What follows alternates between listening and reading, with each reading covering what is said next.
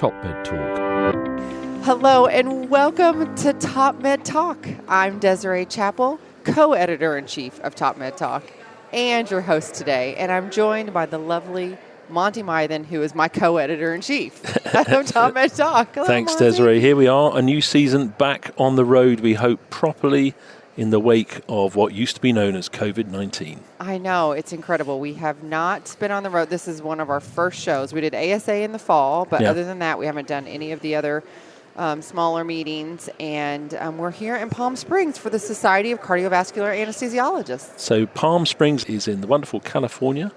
It Very, is very beautiful place. It's beautiful. It's absolutely beautiful. Monty, last show we did was 2020 in London. I believe we did AAGBI. The world has changed. Huge. It's been a little bit crazy. What do you think? First day back on the road. I'm full of hope. I mean, I think everyone is. I think that we don't want to go on about COVID-19 too much because I think we're all a bit bored with that, and we hope that we've got this under control now. Lots of other, very challenging things happening in the world that we didn't see coming either. Yeah. But focusing on the positive, we're here with friends. Yes. We're educating each other. We're getting back in the groove, and we hope we're going to bring some really fantastic conversations to people in the next few days. Yes. Now, and we're joining in. Even the people are getting back to work around us, which is good. That's good. I Monty, don't know quite what he's doing over there, but that looks interesting. It's all right. We have had. I've already seen a ton of people. Yeah. It's been so great to see long lost friends. From years and years. But Monty, last time we were at the SCA, I think it was 2019. It was spring of 2019. It was. We did some great recordings there. I dashed straight off afterwards back to London for the College of Anaesthetists meeting. But we should probably explain what the SCA is. Yeah, so the Society of Cardiovascular Anesthesiologists, U.S.-based meeting. Wonderful society that supports cardiothoracic surgery, really, and anesthesia.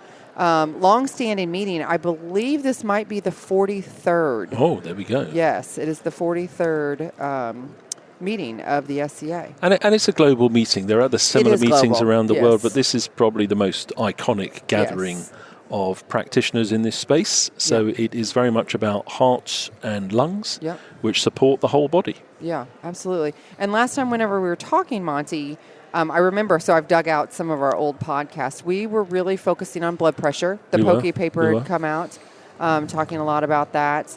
And, just a lot of really interesting topics. Monty, we've come a long way, have we, in the last 2 years when it comes to blood pressure management? I think we're going to get into that quite a lot. And hemodynamic management, I think there's very broad acceptance that having hypotension as an indicator of hemodynamic stability is not a good thing. I think we're beyond debate there now. How we fix it, the right way to fix it, and the upside of that is what we're going to be discussing. Other things we talked about before, delirium, for example. Delirium was a big one, yeah. We talked about burnout. Actually, interesting. We talked about burnout before COVID-19.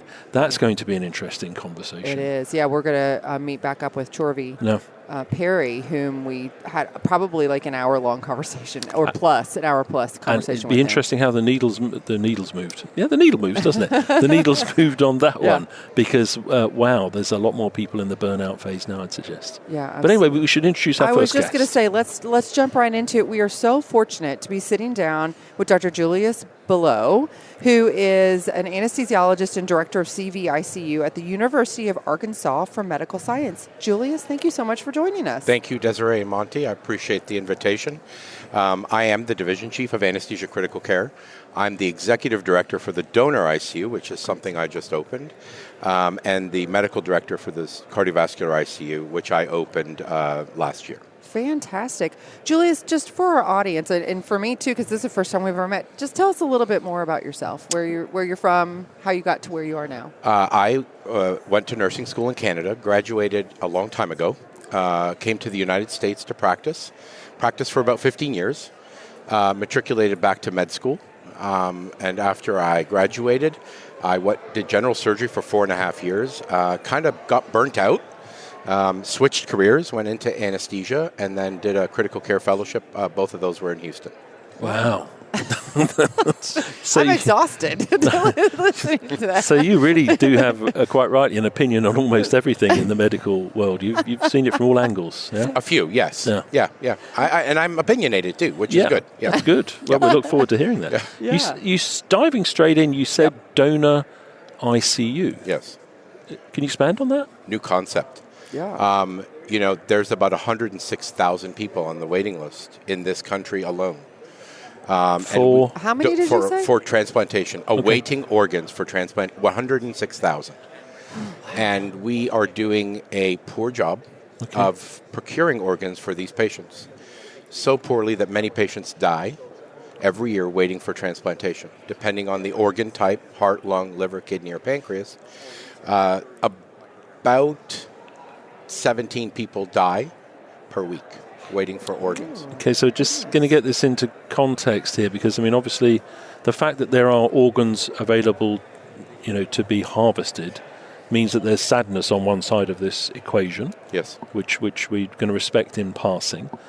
Is it the fact that there's a lack of willingness of those individuals who stated that they were prepared to donate their organs? Or is it the challenges that we are not up to speed with harvesting their organs that they were hoping would go and help other people when we passed? That's my intention. That's my hope. Me too. Yeah. I believe it's both. Okay. I believe we are short in the number of people who have first person authorization, which is signing your driver's license. In certain states, you can sign it for organ donation. That is first person authorization.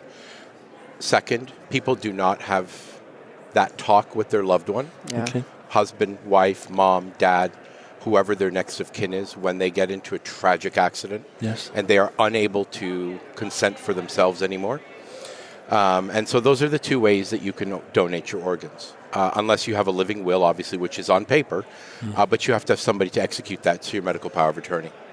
And you, in this country, you still need to opt in, not opt out, because some countries have flipped now to... Like Spain, correct, is an opt-out country where everybody is immediately opted in and you sign your license to opt out. Yes. We are the exact opposite. We are opt-in.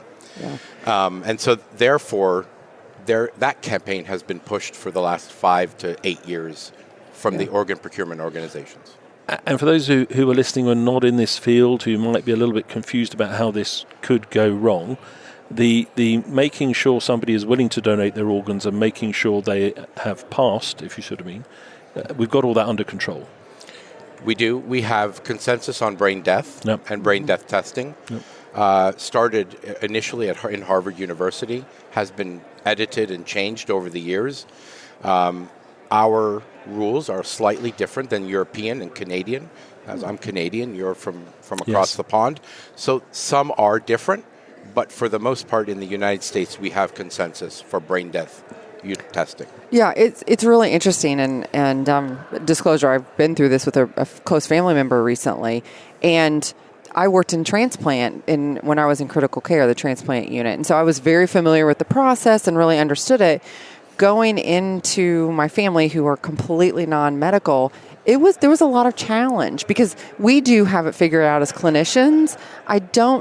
Do you feel like, and this is a question for you just because you work in this space so much, like that we still have a long way to go with families of donors? We do, and part of the collaboration of the donor ICU is to build a simulation lab with our simulation experts at UAMS. To help the organ procurement organization family coordinators work with SPs or simulated patients in order to build these skills and hone these skills from experts in their field. Many people don't know this, but I cannot approach a family for donation, regardless of I'm the executive director or I'm anything to do with organ donation at my hospital. I do not approach any family member. That is the job of the organ procurement organization, and they are the experts in that field.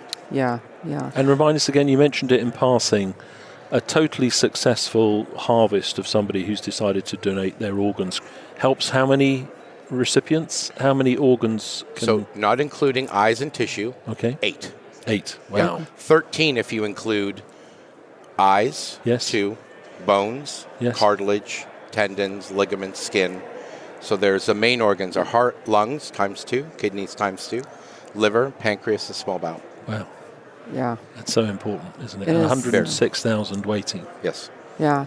So, Julius, walk us through a little bit of, how we are trying to figure out this process of really, optimizing procurement for patients. So I noticed it when I first moved from Houston to Little Rock.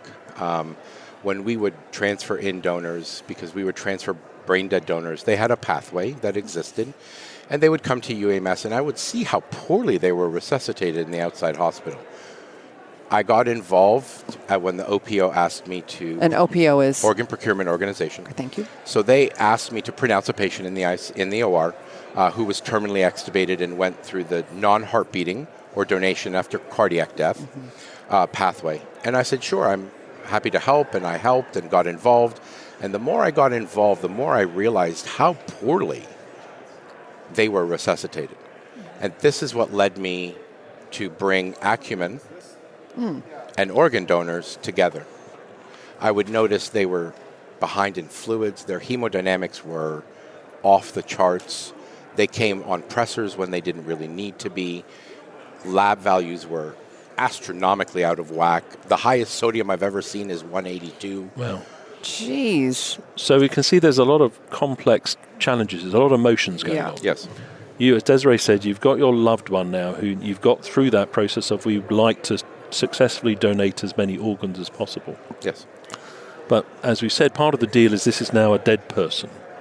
Correct. And you're now about to give critical care resources to a dead person in order to try and get as many organs successfully to help the lives of 8, 10, 12, whatever it is.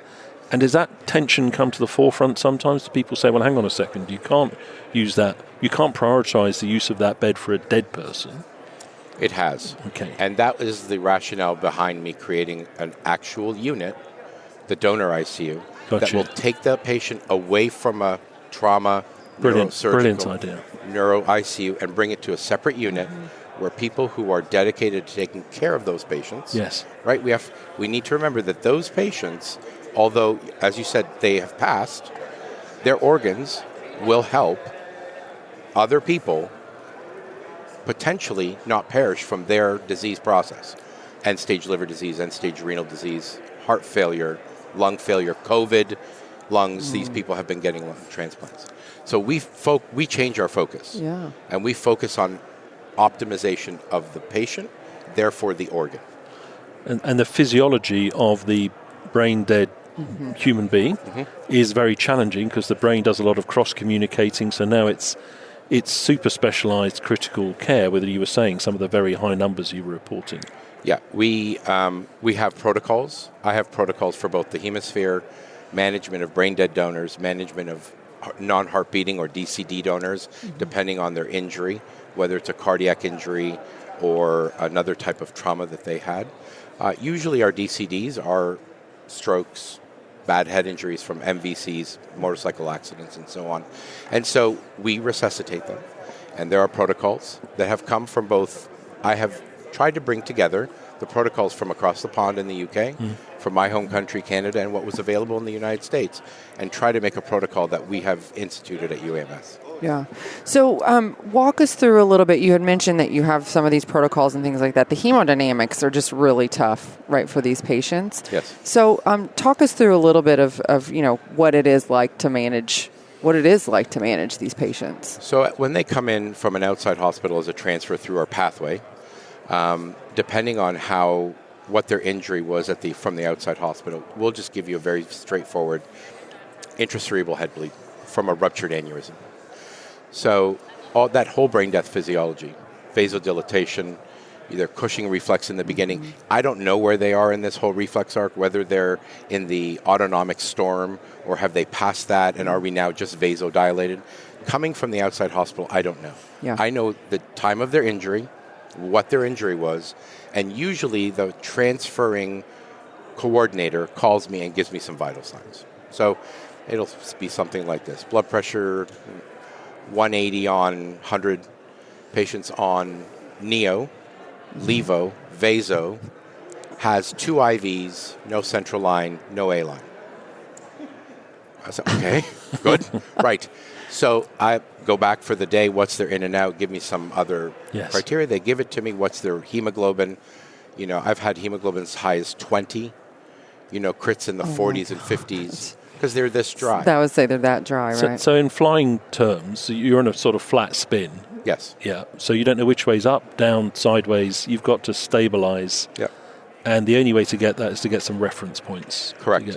And the coordinators that I work with at Aurora are very good about giving me my basic labs and basic numbers, and then we go from there. Mm-hmm. Usually what will happen, I'll tell you, they've been getting 3% saline. They've been, you know, trying to help with brain swelling. So we stop and we reverse that.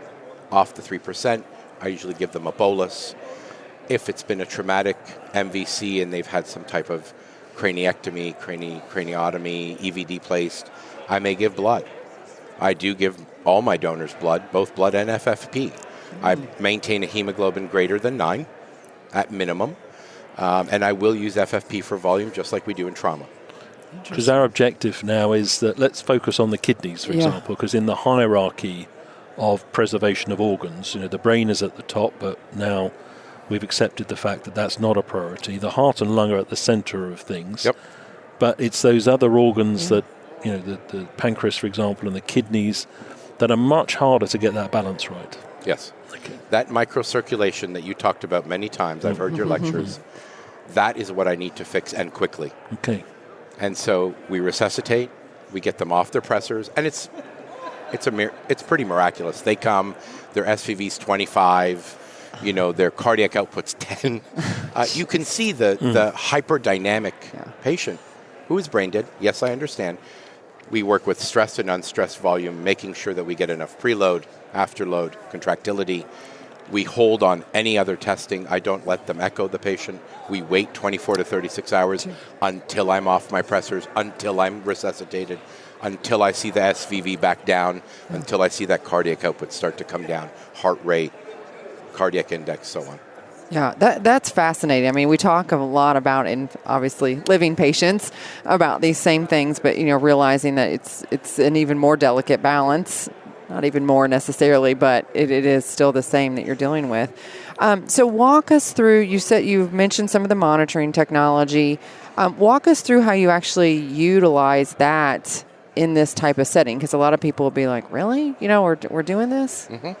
So as soon as they hit the door, if they don't have an A-line, put an A-line with the Acumen sensor. If they have one for some reason from some places do place them, we'll change the transducer out, put an Acumen transducer, get them hooked up almost immediately. I do it even before they bathe the patient. And not everyone's going to recognize Acumen. It's from the company Edwards Life Sciences. Correct. It's an advanced hemodynamic. It enables advanced hemodynamic monitoring, by which we mean the ability to measure things like cardiac output, et cetera, not just pressure. By using arterial waveform analysis with the hemisphere monitor.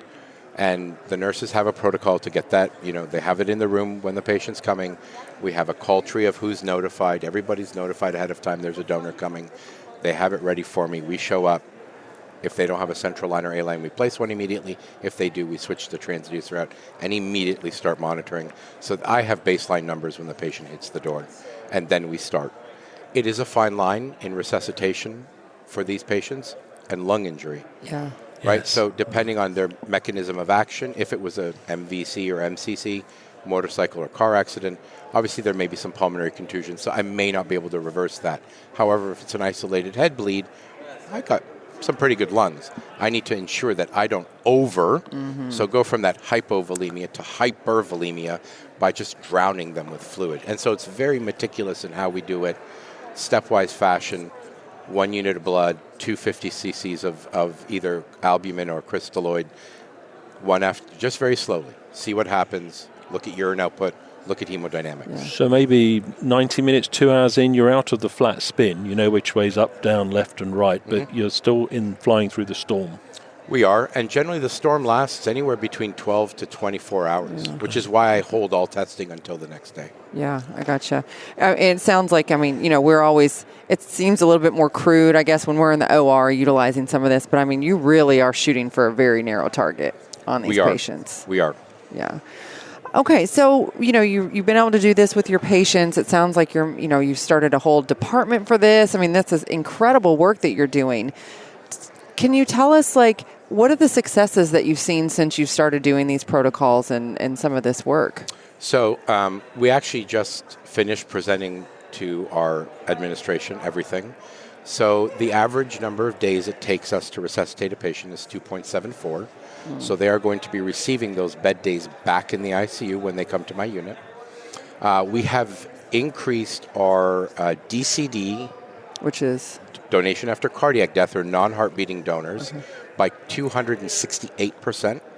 Currently this year we are at 54%, which is the highest in the country at the moment. Wow.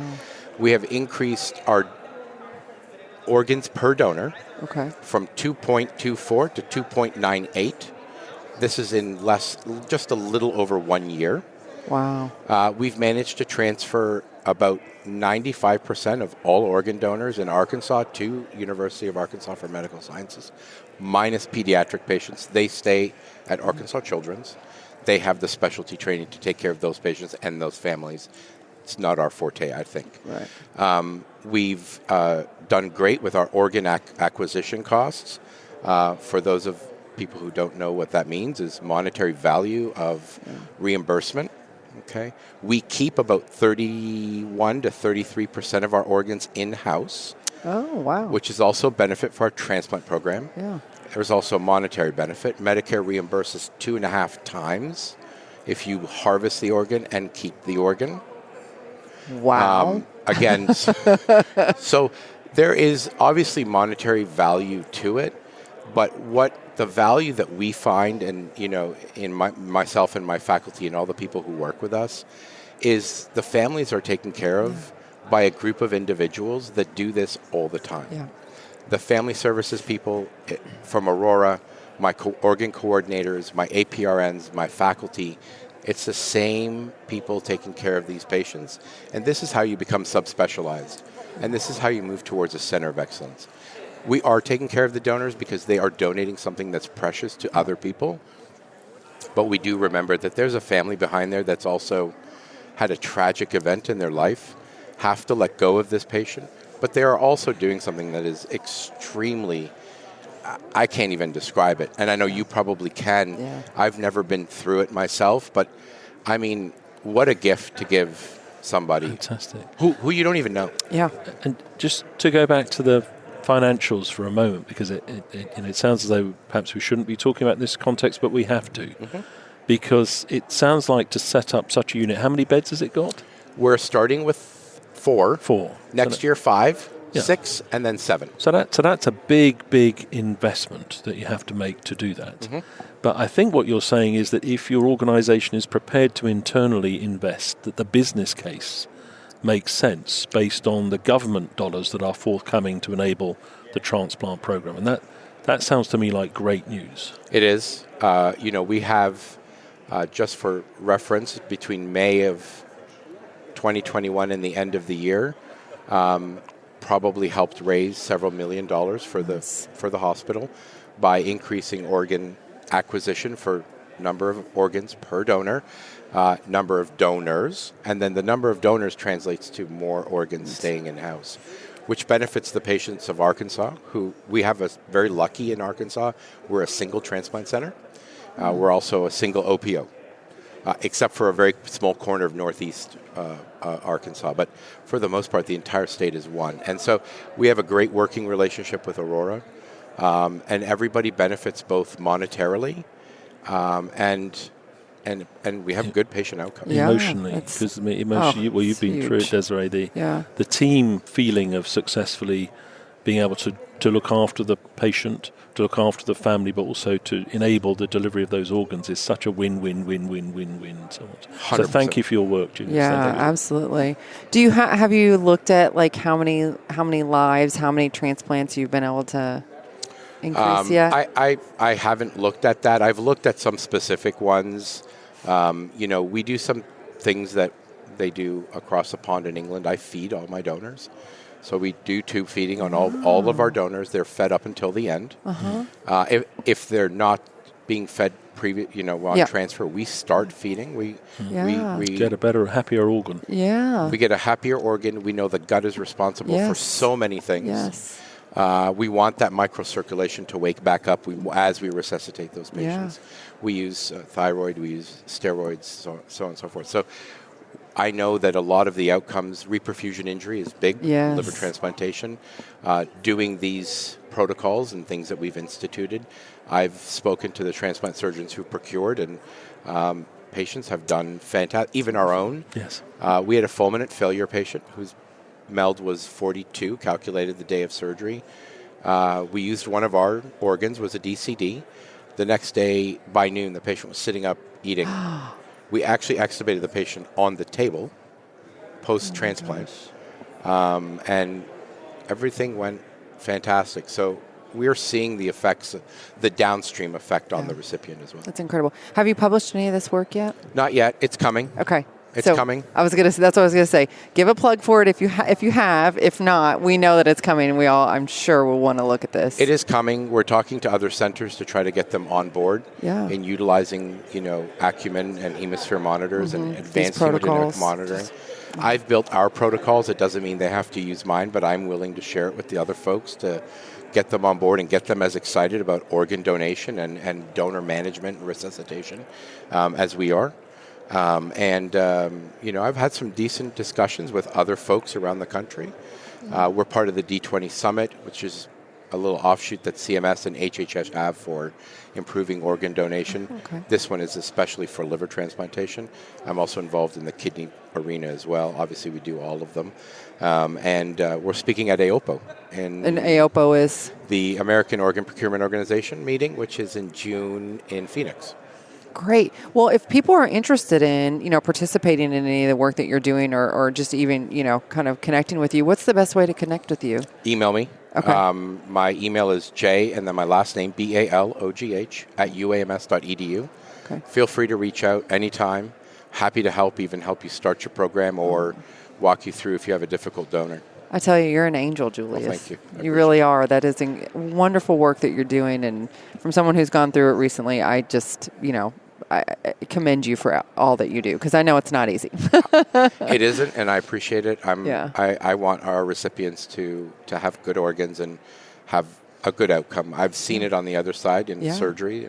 And I was going to do transplantation, but this is one way I can still be involved and still save lives. Make a difference. That's right. What a great start. It is. Julius, thank you for being our first live interview in a bit. Well, I feel very honored. SCA 2022. What a tremendous start. So, folks, we'll be back. We're going to do a multiple podcast. We're going to get this one out as quickly as possible. Yep. You can also, I think, still join in the SCA 2022 virtually. Yep. If you go to the website. SCAHQ.org. SCAHQ.org. Yep. You can sign up, and I was watching a pre-meeting yesterday. The platform works extremely well. You can flit around and listen to various different lectures and conversations, and I'm guessing it's going to be available on demand as well. Yeah. Because the president is the wonderful Andy Shaw. Who I hope we get to talk to later on. I was going to say, I saw him flitting around. I'm hoping you can grab him later. Thanks so much for listening to TopMedTalk. You can always find us on social media, Twitter, LinkedIn, Facebook, and TopMedTalk.com. You'll have access to all of our previous conversations and all of our new stuff as well. So please do join us. Have a great day. Cheers. TopMedTalk. Thanks for downloading TopMedTalk. Don't forget to subscribe via your podcatcher. Don't forget to check us out on social media. We're on Twitter, Facebook, LinkedIn, and YouTube. And also, don't forget, TopMedTalk is the broadcasting arm of EBPOM, Evidence-Based Perioperative Medicine. We'd love you to find out more about that. If you check out ebpom.org, you can find low prices on some of the conferences we're organising around the world. Many of them are virtual and don't even involve you leaving your own home. Check out ebpom.org now.